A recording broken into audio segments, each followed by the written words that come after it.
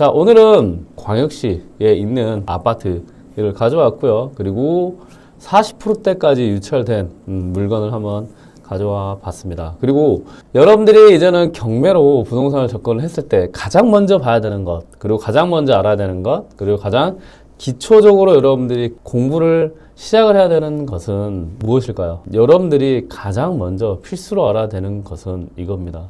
여기 경매 정보지에서는 정말 많은 것들이 담겨 있어요. 그런데 잘 모르겠죠. 글이 너무 많지만 나누는 것을 잘 하면 됩니다. 자, 소재지 세 주소에서 두 번째 정도에서 이렇게 나누고요. 요거는 위치, 그리고 첫 번째는 아파트의 크기, 두 번째는 아파트의 가격과 최저 가격이 얼마인지 나오는 거, 그리고 세 번째는 여러분들이 입찰 들어갈 수 있는 날짜와 가격, 그리고 지금까지 유찰이라는 게 돼서 그게 다 표시되어 있다 생각하시면 돼요. 여기서 다시 한번 중요한 거 포인트를 알려드리면, 지금 시작 단계에서는 이 물건 정보에 있는 아파트, 그리고 건물 면적에 있는 여러분들이 흔히 아는 평수에 대한 크기, 그리고 감정 가격에 대한 부분은 대출의 70%가 감정 가격의 70%가 나온다. 그리고 이 최저 가격은 지금 여러분들이 이 가격 이상 쓸 수 있는 가격이라고 생각하시면 됩니다. 그리고 낙찰 가격이 보통 80%에서 90%까지 대출이 된다라고 생각하시면 되고, 보증금 같은 경우는 여러 가지 이유로 10%지만 20%까지도 진행할 수 있고요. 그리고 여러분들이 이 물건을 한번 낙찰을 받았는데 누군가가 나머지 90%를 못 내서 미납이 됐기 때문에 법원에서 한 번 더 주의하세요 라고 해서 보증금을 20%로 올렸다 생각하면 됩니다. 그리고 지금은 여러분들이 1억 3,100만 원의 낙찰을 받을 수 있는 기회가 있게 됩니다. 오, 그러면 이제 이런 생각이 드네요. 이야, 이거 지금 3억 2천만 원짜리가 1억 3,100만 원에 내가 투자할 수 있는 기회가 생겼다라는 반증이네요. 이렇게 여러분들이 물건을 찾아서 조사를 하는 겁니다. 이게 먼저예요. 이렇게 기회가 생긴 다음에 여러분들이 하는 게 무엇일까요? 그렇죠. 이제는 경매를 하는 거예요. 자, 그러면 이 물건은 지금 3억 2천만 원인데 1억 3천만 원까지 유찰이 됐으니까요. 그러면 얼마 정도 지금 여러분들이 싸게 살 수 있는 기회가 있는지 한번 볼 수 있도록 하겠습니다. 그러면 여러분들이 여기서 중요한 거는 가격을 조사할 때는 무엇을 봐야 될까요? 아마 궁금하실 거예요. 그때는 두 가지를 보면 됩니다. 하나는 위치, 이 주소와 아파트에 있는 호수를 보는 거고요. 두 번째는 크기. 이 두 가지를 보면 이 물건 상태와 그 다음에 이 가격을 확인을 이제 할 수 있다는 거죠. 자, 그러면 한번 보시죠. 여기에 아파트 보니까 모티 더 베스트 비라고 되어 있네요. 자, 여기서 보니까 이 물건은 지금 51.556이라고 되어 있습니다. 그러면 전체 면적이 이렇게 쭉 되어 있네요. 그러면 여러분들이 중요하게 봐야 될 건 무엇이냐? 공여 면적이 있는 이 타입을 잘 확인을 해야 됩니다. 자, 이 경매 물건은 51.55 전용 면적 크기예요. 그러면 얘가 지금 이 공급 면적에서 어디와 똑같은지를 확인해야 여러분들이 시세 조사할 때 안전합니다. 그건 어디서 확인하냐라고 하면 이 단지 정보 있죠. 단지 정보에서 이 공급이 이제 67.63이고요. 이 전용이 44.33이거든요. 이게 여러분들이 흔히 말하는 경매에서 제공하는 크기라고 생각하시면 됩니다. 이 크기는요, 아까 여러분들이 네이버 부동산에서 봤던 공급이 아니고 이렇게 전용이라고 되어 있잖아요. 이 전용 크기다라고 생각하시면 됩니다. 자, 그러면 78짜리를 전체 면적에서 이렇게 클릭을 하면 경매 물건과 똑같은 크기의 애들만 나온다라고 생각하시면 돼요. 그러면 경매는 지금 6층에 601호니까 그러면 여러분들이 매물로 나온 애들 중에 두 가지를 확인하는 거죠. 자, 지금 78제곱자를 찾아서 이게 51제곱자를 찾았고요. 그 다음에 여러분들이 봐야 될 거는 이 층이에요, 층. 층 보면 이제 앞에 8이라는 게 있잖아요. 물건이 있는 층입니다. 16층에 8층짜리가 얼마라고요? 아, 2억 3천이네요. 자, 여기서 16층에 9층짜리가 얼마예요?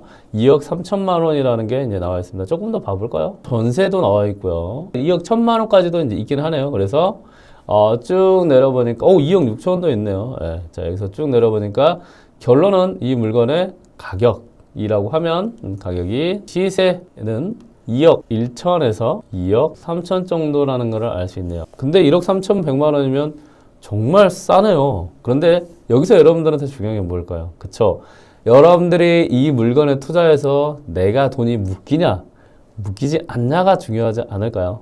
전세를 보니까 전세가 얼마였죠? 1억 7천만 원 정도의 전세였고 2억까지 전세가 되어 있습니다. 그러면 여러분들은 왜 전세를 봐야 되죠? 내가 이 물건을 투자해서 바로 전세로 내놓고 그 다음에 2년 지나면 여러분들은 세금에 대한 혜택을 얻을 수 있습니다. 그러면 내가 만약에 1억 3,100만 원이었는데 지금 이걸 만약에 1억 4천 아니면 1억 5천에만 낙찰을 받아도 바로 전세를 내놓으면 여러분들은 2천에서 3천만 원 정도의 돈이 플러스가 되고 그 다음에 향후에 이 물건을 팔면 보수적으로 2억 천에서 아니면 2억 정도면 팔아도 여러분들은 수천만 원의 시세 차익을 낼 수 있는 물건이 지금 여기 경매로 진행이 되고 있다. 그러면 여러분들이 이제 봐야죠. 이런 물건은 지금 단계에서도 시세 차익이 거의 한 1억에서 한 8천만 원 정도 최저가에서 낙찰을 받는다고 하면 돈을 벌 수 있는 물건이라는 걸 확인할 수 있습니다. 여기 보니까 어때요? 2020년이네요. 2020년이면 지금 지어진 지 한 3년 정도밖에 안 됐죠. 왜냐하면 12월식이니까 그러면 완전 신축이다라는 걸 알 수 있죠. 그리고 이 신축 물건이기 때문에 이 물건은 여러분들이 낙찰받고 나서 굉장히 편하게 향후에 가지고 있다가 2년 뒤에 그냥 팔아버리면 끝나는 물건입니다. 이제 알겠어요. 이 물건이 시세도 괜찮고 손도 안 가요. 그러면 왜 누군가가 지금 낙찰을 받고 미납을 했잖아요. 90%를. 그래서 문제 있는 거 아니에요. 자, 그러면 가보겠습니다. 자, 여러분들이 이제 권리 분석을 하는 건 가장 중요한 게 무엇이냐라고 하면 이 말소 기준 권리를 찾는 거예요. 경매에서.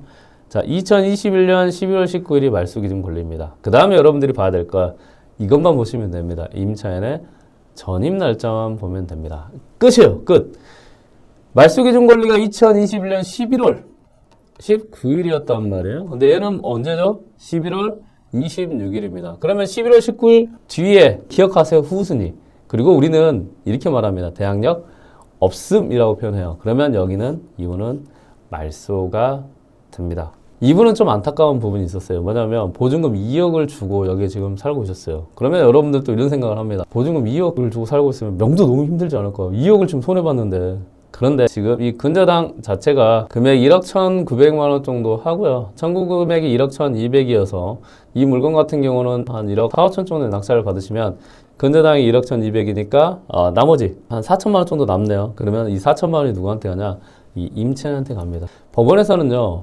임차인이 대항력이 없고 그리고 돈을 받아가는 사람이라고 하면 명도를 도와줍니다. 그 명도를 도와주는 거를 뭐라고 하냐? 명도 확인서라는 거를 임차인은 제출을 해줘야 돼요. 언제? 이분이 돈을 받을 때. 이분은 명도를 일단은 해줘야 돼요.